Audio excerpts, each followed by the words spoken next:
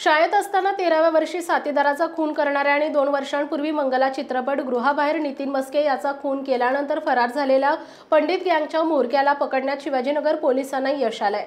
सूर्यकांत उर्फ पंडित उर्फ पिंटू उर्फ भाऊ दशरथ कांबळे असं या गुन्हेगाराचं नाव आहे। याबाबत पोलीस उपायुक्त संदीप सिंग गेली आणि पत्रकार परिषदेमध्ये माहिती दिली।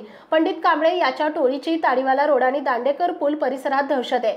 पूर्व वैमनस्यातून या टोळीनं 15 ऑगस्ट 2023च्या रात्री मंगला चित्रपट गृहाच्या मागे नितीन मस्के याला तलवार, कोयता, रॉड, दगडानं मारून निर्गुण खून केला होता।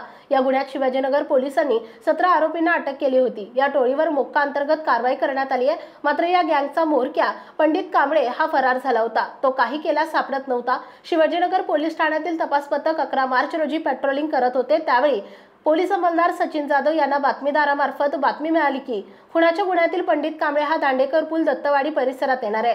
बातमीची खातरजमा केल्यानंतर शिवाजीनगर पोलीस ठाण्याचे वरिष्ठ पोलीस निरीक्षक चंद्रशेखर सावंत यांच्या सूचनेनुसार सापळा रचण्यात आला। दांडेकर पूल येथील दीक्षित बागेसमोर तो आला असताना पोलिसांनी त्याला ताब्यात घेतलंय। त्याच्याकडून 2 पिस्तुले आणि 4 जिवंत काडतुसे जप्त करण्यात आली आहेत।